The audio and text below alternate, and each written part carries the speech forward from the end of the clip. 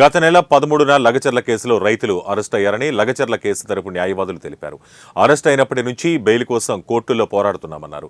36 రోజుల తర్వాత Nampally special court రైతులకు బెయిల్ ఇచ్చిందని వివరించారు. మాజీ ఎమ్మెల్యే నరేందర్ రెడ్డితో పాటు మరో 4 రైతులు చర్లపల్లి జైలు నుంచి విడుదలయ్యారని తెలిపారు. నేడు లగచర్ల రైతులు విడుదలయ్యారని వివరించారు. రైతు హీరియా న్యాయ్కి బేడీల విషయంలో పోలీసులు అత్యుత్సాహం చూపించారని విమర్శించారు. 12 రైతులు రిమాండ్ కావడం జరిగింది, అరెస్ట్ చేయడం జరిగింది. ఆ రోజు నుంచి మరి ప్రతిరోజు ప్రతి క్షణం కూడా ఏ రూట్ ఉంటే ఆ రూట్లో వారిని విడిపించడానికి ప్రయత్నం చేస్తున్న తరుణంలో ఈ రోజుకు అది ఫలించింది.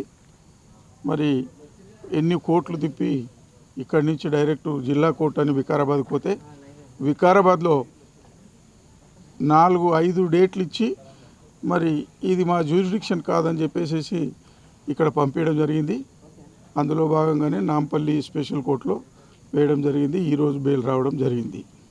అక్కడ చర్లపల్లి జైలుకు నరేందర్ రెడ్డి గారు మరియు ఇంకొక 4 రైతులు అక్కడి నుంచి ఇప్పుడు రిలీజ్ అయినారు. అదేవిధంగా ఇక్కడికి వచ్చేసరికి టైం అయిపోయింది. రేపు పొద్దున్న 6 గంటలకి వాళ్ళు రిలీజ్ చేస్తామంటున్నారు. మేము ఆర్డర్స్ ఏవైతే ఉన్నాయో రిలీజ్ ఆర్డర్స్ తీసుకొచ్చి బాక్స్లో డ్రాప్ చేయడం జరిగింది. అయితే ఈ అన్యాయమైన కేసును ప్రజలందరూ కూడా ఇంత వ్యతిరేకిస్తున్నప్పటికీ కూడా ఈ ప్రభుత్వం వారు ఇంకా కూడా విరమించుకునేటట్ల పరిస్థితిలో లేరు. అయితే మనం ఒకటే గ్రహించాలి, ప్రభుత్వం భయపడి లేకపోతే ఇది తప్పని తెలుసుకొని ఆ ఫార్మాసిటీని విరమించుకున్నది. అదేవిధంగా ఈరోజు బెయిల్ వచ్చినట్టుగానే రేపు పొద్దున ఈ కేసు అనేది రాని వాళ్ళు ఇంకొక 7 మంది ఉన్నారు. అది మొన్న అరెస్ట్ అయినటువంటి వాళ్ళు కూడా ఉన్నారు. అదేవిధంగా ఒక 2కి కస్టడీ పిటిషన్ వేసినారు. బుగ్గప్ప మరియు మంగ్యా నాయక్కి కస్టడీ పిటిషన్ వేసినందుకు వాళ్ళ బెయిల్ని నిన్న నిరాకరించడం జరిగింది. తర్వాత వాళ్ళకు కూడా మళ్ళీ బెయిల్ వేయడం జరుగుతుంది ఏసీ.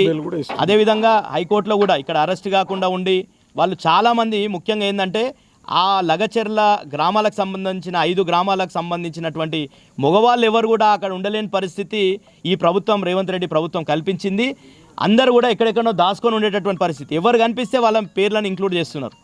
ముందు 46 మందిని చేసిర్రు, తర్వాత నరేందర్ రెడ్డి గారిని చేసిర్రు, తర్వాత దాన్ని 71 మందిని చేసిర్రు, ఇంకా అండ్ అదర్స్ అని చెప్పేసి మిగతా వాళ్ళని కూడా ఎవరైతే బీఆర్ఎస్ పార్టీకి సానుభూతి పరులు ఉంటారో వాళ్ళందరినీ కూడా